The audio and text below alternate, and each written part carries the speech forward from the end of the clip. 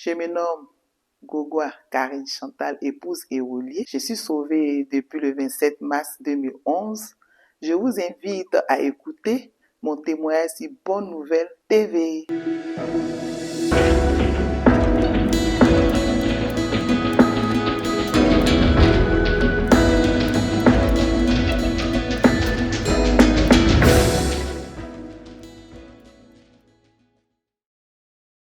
Je me nomme Gogoa Karine Chantal, épouse Éolier.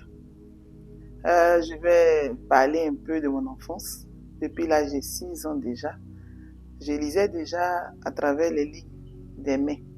Donc ça faisait que beaucoup de personnes s'approchaient beaucoup auprès de moi pour en savoir sur leur vie à venir. Et c'est comme ça, en tout cas, les gens ont commencé à m'approcher.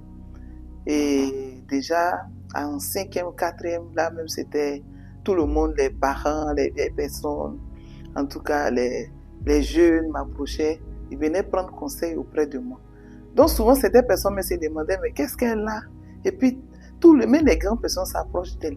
Et c'est comme ça, je crois, c'est en 81, Osborne est venu en Côte d'Ivoire et il a dit que dans cette salle-là, il y a quelqu'un, une jeune dame qui est là, qui sera demain une grande servante de Dieu, une prophétesse. Et voilà comment c'est parti mon histoire. Donc, je voyageais, j'ai prié pour les gens. Et là où je suis devenue célèbre, c'est un jour, en tout cas, il y avait un ministre au temps de Fauboigny qui avait perdu son père. Puis je suis allée à la morgue, comme ça j'ai reçu. Il faut lui imposer les mains sur la base de la parole de la femme Sinamite, où Élisée avait prié pour son fils.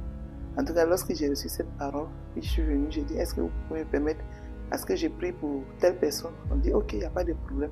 Et c'est comme ça que le monsieur s'est réveillé. Et c'est comme ça mon nom aussi a changé. J'étais dans un groupe de pasteurs, des prophétesses. Et on m'appelait Maman Malachi.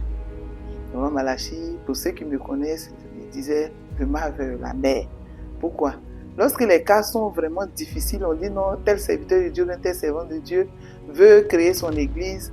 En tout cas, je m'avance d'abord pour étudier les lieux avec des moments de jeûne, bien sûr. J'ai fait 30 jours de jeûne, 40 jours de jeûne, 21. En tout cas, les jeûnes n'étaient pas un secret pour moi. Même pendant que je faisais toutes ces choses, j'avais un souci, le souci du péché. En tout cas, en lisant la Bible, je savais que le pécheur, s'il meurt, il ne va pas au paradis, il va en enfer. En tout cas, dans mon cœur, je pensais, je dis, mais Seigneur, oui, tu m'utilises à faire des miracles, mais vraiment le problème des péchés, tu es fils de Dieu, tu es mort pour nous. Mais est-ce que tu ne peux pas résoudre le problème de ce péché-là? Vraiment, c'était à l'intérieur de moi. Mais quand même, quand on m'appelait, on me sollicitait, je partais. Et en tout cas, s'il y avait certaines choses à faire, je faisais. Et puis, en tout cas, j'étais utilisé beaucoup dans le domaine du miracle. Et puis, dans le domaine de prédilection. Et puis, j'avais des visions. En tout cas, je peux venir quelque part dans une maison.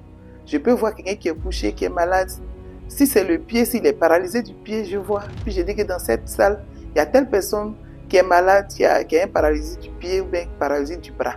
Les gens me demandent, mais tu faisais comment? Je dis non. Vraiment, je priais beaucoup aussi. Il faut dire que je priais beaucoup. Et puis, je lisais beaucoup la Bible. Donc, ça faisait que, en tout cas, j'avais des révélations. Et puis, si j'ai fait une révélation sur toi, et je te donne cette révélation, sois-en sûr, ça va se réaliser. Et c'est comme ça, pendant la crise de 2011, j'étais quitté au Ghana. On était allé consacrer les prophètes, parce que moi, mon domaine, c'était en tout cas, le domaine des prophètes. Je les faisais lire tous les livres des prophètes dans la Bible.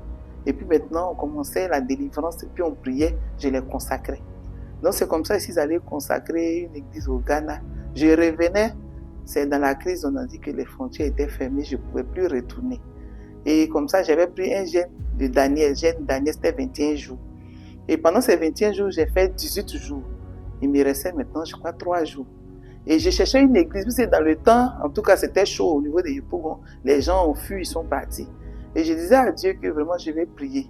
Oui, tu m'utilises pour faire toutes sortes de miracles, mais tu n'as pas encore résolu le problème du péché. Franchement, en prenant le jeûne de 21 jours, c'est en songe maintenant que Dieu va me montrer Matthieu 7, verset 21 à 23. Jusqu'à 3 fois successivement. En tout cas, ça m'a interpellé. J'ai dit, mais pourquoi Dieu me montre ce verset-là 3 fois successivement sans m'expliquer? la signification. Et c'est comme ça, en tout cas en cherchant la signification, je suis tombée sur une église qui était en train de faire un séminaire pendant la crise. Ils amenaient même les jeunes à soulever les chaises. Franchement, j'étais stupéfaite. Je dis, mais ça, c'est quelle église ça? Pendant la crise, où les balles sont en train de... En tout cas, vraiment, il y a bruit des balles un peu partout. Une église qui encourage ces jeunes. En tout cas, moi, je partais même pour me plaindre. J'ai dit que c'est des assassins. Et lorsque je suis rentrée, j'ai trouvé, en ce temps, il y avait un serviteur de Dieu qui était là. On a causé un peu. Et puis, il m'a demandé, je lui ai dit que je suis une servante de Dieu, mais je cherchais quelque part où aller gêner. J'ai déjà fait 18 jours, je cherche à faire 3 jours. Ils ont dit qu'il n'y a pas de problème. Et j'ai fini mon jeûne. Et lorsque j'ai demandé à partir, ils m'ont demandé, est-ce qu'on peut partager la parole de Dieu? Je leur ai dit, mais bien sûr, pourquoi? Parce que nous, on était ceux-là qui lisaient beaucoup la parole. Et puis un coup, je vois qu'il prend Matthieu 7, versets 21 à 23. Il dit, mais tiens, que certainement, peut-être qu'il a l'explication. Et c'est comme ça, lorsqu'il a partagé avec moi, il m'a demandé, comment vous comprenez ce verset? J'ai dit, mais non, je suis désolé, c'est vous qui l'avez pris. Je suppose que vous avez l'explication. Et c'est comme ça, il a commencé à expliquer. Et puis, il a commencé à me prêcher l'évangile. Franchement, j'ai dit, waouh. Mais je ne pouvais pas montrer à cause de mon ego. Je ne pouvais pas présenter que je n'avais pas la solution, en tout cas du verset que Dieu m'avait donné.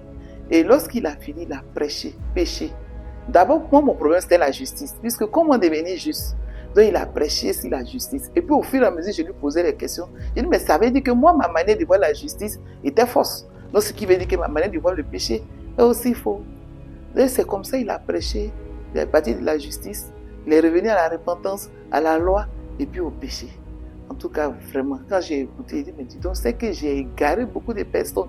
En tout cas, moi aussi, je voulais que ces personnes à qui j'ai menti, puisque étant prophétesse, je ne savais pas que si je n'ai pas résolu le problème de mon péché, je ne pourrais pas aller au paradis. Comme le verset de Matthieu 7, 21, 23 me montre. C'est des personnes, c'est des hommes de Dieu. Ils ont construit des maisons, ils ont construit des églises, ils ont payé les dîmes, ils ont fait plein de choses pour Dieu. Mais ils ont fait ça en tant que quoi? Des pécheurs.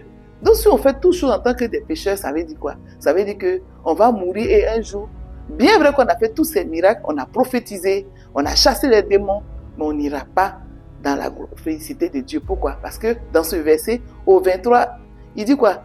Je ne vous ai jamais connu.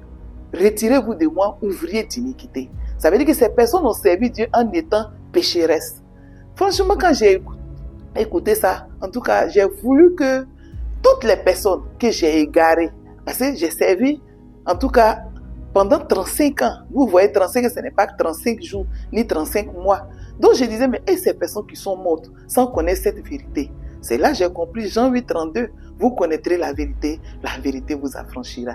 J'ai aidé à franchir du péché. Dans mon cœur aussi, je veux que toutes les personnes que j'ai croisées par le passé, toutes les personnes que j'ai croisées par le présent, même dans le futur, que ces personnes-là puissent écouter cette vérité pour avoir la vie. Et c'est cette bataille-là que je suis atteint de parcourir jusqu'à preuve du contraire. Et j'ai prié pour que véritablement cette vérité soit connue partout. Et puis, tous ceux avec qui aussi j'ai servi, je les ai fait venir pendant 3 mois. En tout cas, ils ont écouté cette parole-là. Mais malheureusement, ils ont dit quoi? On ne peut pas vivre par la foi. Ce sont les fidèles qui payent nos maisons, nos loyers, qui payent la scolarité de nos enfants. C'est vrai de Dieu, on a bien compris. Mais franchement, on ne peut pas te suivre parce que la vie de la foi, on ne la connaît pas. Et même, ils ont même dit qu'on va prier pour toi, tu vas quitter l'évangile que tu as connu. Mais moi, je savais que j'étais dans la vérité et je suis heureuse. Aujourd'hui, lorsque je partage la vie à toutes les personnes que je connais, qu'on me présente, vraiment, je suis heureuse. Et je ne vis que pour cette vérité. Je voudrais m'adresser particulièrement aux servants de Dieu, aux serviteurs de Dieu. J'ai été prophétesse comme vous. Aujourd'hui, c'est vrai, Dieu m'a utilisé à faire des miracles. Vous aussi, vous faites des miracles. Vous chassez les démons, vous prophétisez. Vous avez même des visions comme moi. Mais à l'intérieur de nous-mêmes, on sait qu'il y a un problème qui n'est pas résolu. Le problème du péché. La Bible dit quoi? À quoi servira-t-il à un homme de gagner ce monde s'il perdait son âme? Mes soeurs, mes frères, hommes de Dieu, servants de Dieu. On sera devant Dieu personnellement. Chacun rendra compte. Il n'est pas encore tard. Jean 8, 32 a dit quoi? Vous connaîtrez la vérité vous affranchira. il y a la solution. Cette vérité existe. Venez écouter l'évangile à travers l'église Bonne Nouvelle de la Grâce. Venez écouter l'évangile. Seul l'évangile libère du péché. Seul le sauvé a le paradis. Ça ne sert à rien de pouvoir dire que je suis servant de Dieu, je suis serviteur de Dieu. Si mon problème de péché n'est pas résolu, si je mets, je vais en enfer. Venez écouter l'évangile. La vérité, le Fils de Dieu. Il est mort pour nous à la croix de Golgotha. Tout le monde le sait. Mais ce qu'on ne sait pas, si on demeure pécheur, si on meurt, on ira en enfer. Donc je vous invite à écouter l'évangile qui vient de Dieu. Cette vérité va vous libérer comme elle m'a libéré. Je vous remercie.